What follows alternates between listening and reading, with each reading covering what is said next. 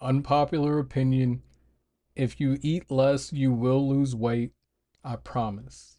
This is a thread of mine that I posted 2 days, 3 days ago, excuse me, and it started to go viral. Right now, it's sitting at 16.k views, 16.3k views, and there's a lot of backlash because of this.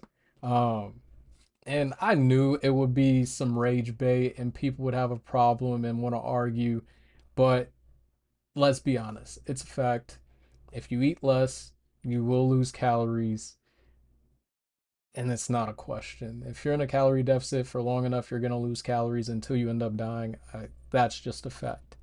But what I want to do is actually talk about a few instances in which that may not necessarily be the case, and where you may end up seeing a stall in your weight loss journey if you still are in a calorie deficit. So there's some body related factors that cause you to not end up losing weight in the event that you're still in a calorie deficit, but long enough, you absolutely will.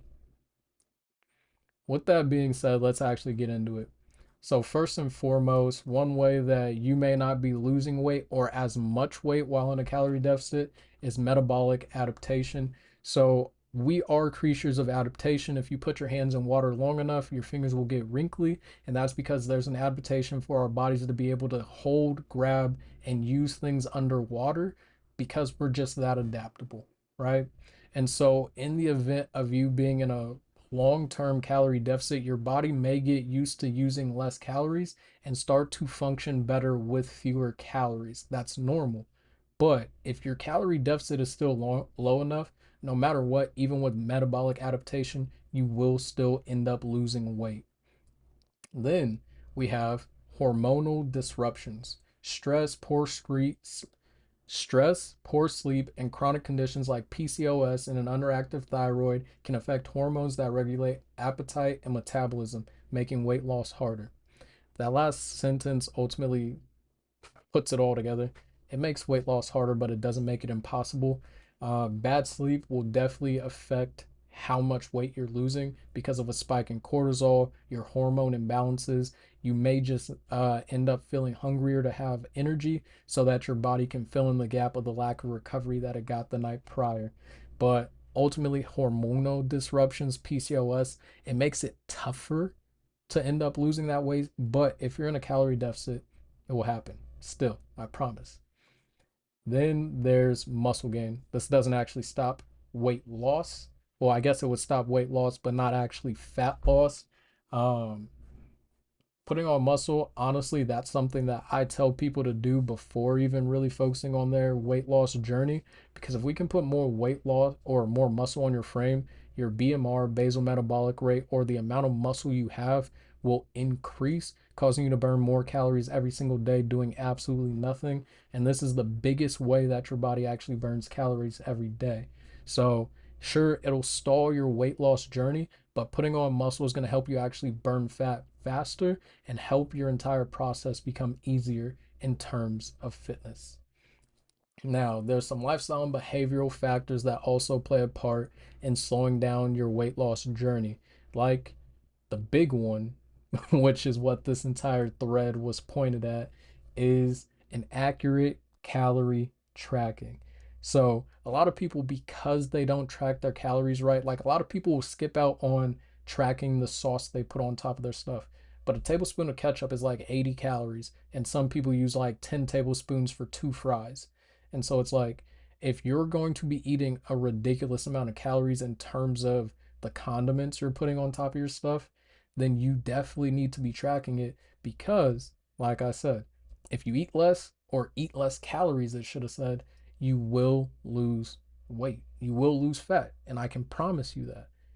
But inaccurate calorie tracking is going to be one of those things that cause you to not do it in the way that you want or not get the result that you're looking for either way. Then there's insufficient sleep. We talked about that a little bit more, but less sleep causes a spike in cortisol, which one just puts more stress on the body. But that stress, that higher cortisol level, the higher fatigue level will cause you to be a little bit hungrier to fill in that energy gap. And you'll just end up eating more calories than you need and putting on more fat and repeating that process. Then we have chronic stress. Just talked about that. We have mindless eating and hydration. Again, mindless eating. That wouldn't stop fat loss. And then we have the last section where we have medical and medication related factors, which is underlying medical conditions. If there are some specific internal problem like thyroid issues, for example, yes, it will be harder to lose weight. The only thing though is if you actually track, you still will put yourself in enough of a calorie deficit to where you lose that weight. It's a hill that is impossible to not die on. Every person under the sun, no matter what, since the beginning of time, has been put under the same rules and stipulations of thermodynamics. If you don't eat enough calories for the energy that you are burning throughout a day, it will need to use your reserve energy storage system, your fat, as backup energy. So when on a day-to-day basis you're short on calories and your body is constantly having to pull extra energy from your fat cells, then you will be at a point where you have to lose fat. If you're putting on enough muscle, yes, you could stave off the actual weight loss and still have the same weight while losing fat and go under a body recomposition. But at the same time, if you're in a calorie deficit, you're going to lose weight. Like you can fight it. We can try and speak about it in different ways. We can try and argue on that point. But the one thing that will stand true and has stood the test of time since the beginning of time is with not enough food, you will lose weight. You will lose muscle. You will lose fat. You will get smaller.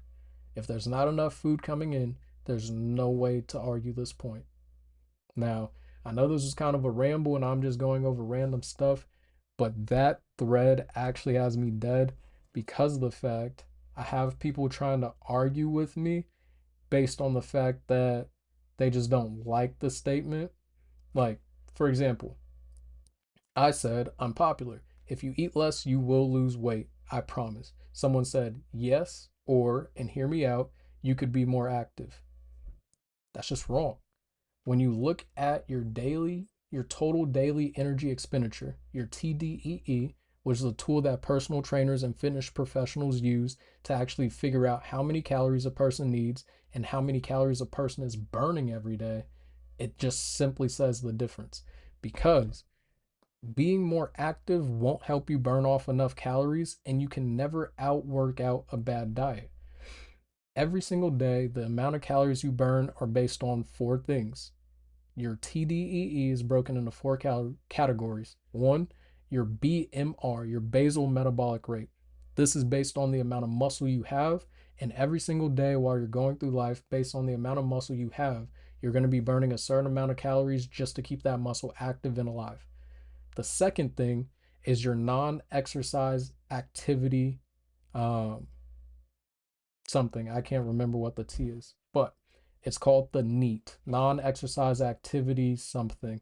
And your NEAT is pretty much just all the calories you're burning by living, by going through life. You wake up, you're blinking, you're talking, you eat, you walk, you jump, you sit, all those small things, every single movement you do throughout your day, that adds a few more calories to how many you're burning per day. Then you have the thermogenic effect of food, your T, and your T actually, based on how much protein you're having per day, you're going to be burning a specific amount of calories because protein is so complicated. If you have a complicated food source that your body has to break down, it has to use energy to break it down. And so every single day, there's a certain amount of calories you're burning from actually eating. And the last source of calories that you're burning comes from your actual workouts. And that's going to be the smallest category of how many calories you're burning every single day. And it makes up, I want to say, about 5 to 10% of the actual calories you knock out in a specific day.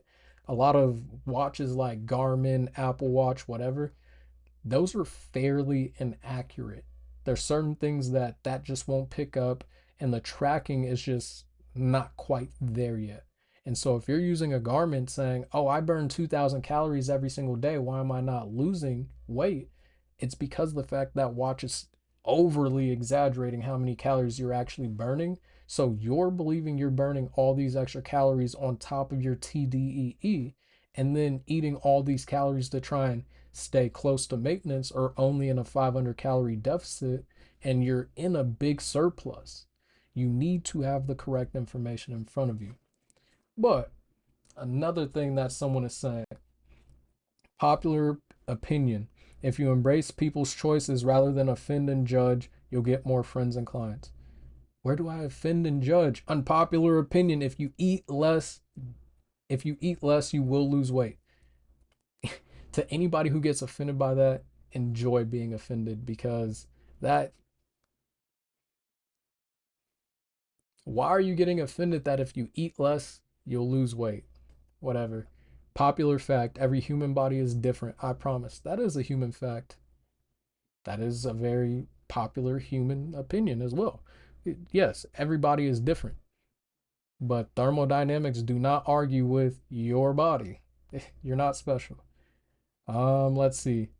Not if you have an endocrine issue, I promise. Even with an endocrine issue, if you're in a calorie deficit, you will lose weight. Oh, see, I got one dude in here who's super cool. He said that worked for me. Yeah, you stop eating, you lose weight, brother. Popular opinion, if losing weight was so easy, everyone would do it. I even commented on that. I said very true. This point is the definition of being ratioed.